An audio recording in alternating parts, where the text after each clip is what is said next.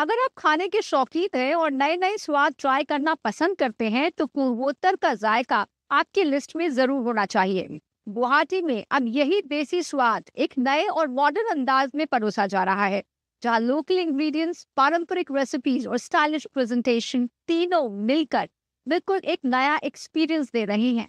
ये खाना सिर्फ स्वाद नहीं बल्कि एक कहानी है, परंपरा और इनोवेशन की। गुवाहाटी में स्थित लश कैफे अब अपने खाने के नए अंदाज के लिए पहचाना जा रहा है। यहाँ खाना सिर्फ प्लांट बेस्ड नहीं बल्कि प्लेस बेस्ड है।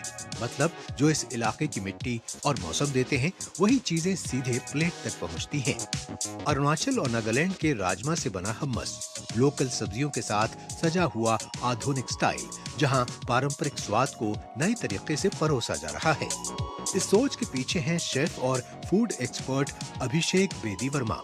अभिषेक लोकल स्वाद और पारंपरिक चीजों को अलग अलग देशों में इस्तेमाल होने वाली कुकिंग तकनीक के साथ जोड़ते हैं, यानी अपने इलाके की पहचान को नए तरीके से पेश करना, यही उनकी खासियत है।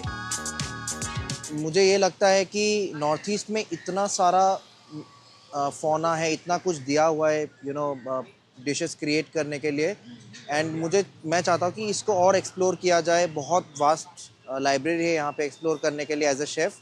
और मुझे ये लगता है कि जो जेन ज़ी नई आ रही है उनको इम्प्रेस करने के लिए बहुत कुछ पोटेंशियल है, स्पेशली विद द इंग्रेडिएंट जो अभी एक एक करके निकल रहे हैं। अभिषेक की यही मेहनत और हुनर उन्हें इस साल देश के सबसे खास मंच तक ले आया। 77वें गणतंत्र दिवस के अवसर पर राष्ट्रपति भवन में आयोजित एट होम रिसेप्शन के लिए उन्हें चुनी हुई कुकिंग टीम में शामिल किया गया। इस टीम ने देश और विदेश से आए मेहमानों के लिए विशेष व्यंजन तैयार किए। एक शेफ के तौर पर ये उनके लिए गर्व का पल था, जहां लोकल अनुभव ने उन्हें राष्ट्रीय मंच तक पहुंचाया। राष्ट्रपति भवन तो पहले भी गया हूँ, as a kid, as a tourist, as with my family. फ़र्क यही था कि वो टूरिस्ट के कैपेसिटी में गया था, इस बार प्रोफेशनल कैपेसिटी में गया, एंड जो टास्क के लिए मेरे को ऑन बोर्ड किया था, मैं समझता हूँ मैंने पूरा डिलीवर किया।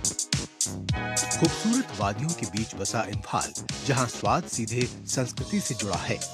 महात्मा गांधी एवेन्यू पर मौजूद है लक्ष्मी किचन।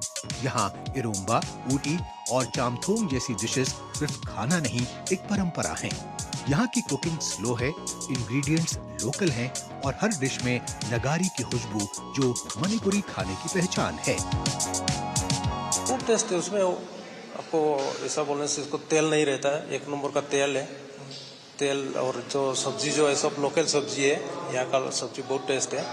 ये सब का तेल नहीं रहता है, उसमें मसाला कमती है, बहुत अच्छा है, हेल्थ के लिए बहुत अच्छा है ये। यहाँ वेज और नॉन वेज दोनों के शानदार ऑप्शन हैं। स्ना थोंगबा, मोथुर झान और नगा अतोइबा थोंगबा जैसी डिशेस अब सिर्फ स्थानीय लोगों की पसंद नहीं रहीं।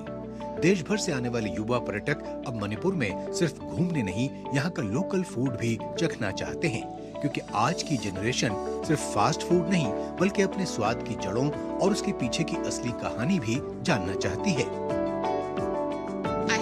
Opportunity to eat Manipuri cuisine, and I really enjoy Manipuri cuisine. It's a little spicy for myself, but then I really like the iromba, I like the singju, the fish curry, all those things, because I'm not much of a meat eater, but then I enjoy the other dishes a lot.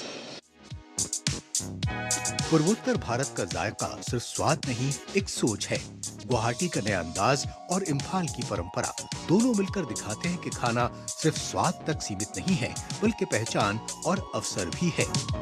यहीं से नए काम शुरू हो सकते हैं, रोजगार बन सकते हैं और लोकल स्वाद दुनिया तक पहुंच सकता है, क्योंकि जब मिट्टी पर भरोसा हो तो छोटा शहर भी बड़ी पहचान बना सकता है।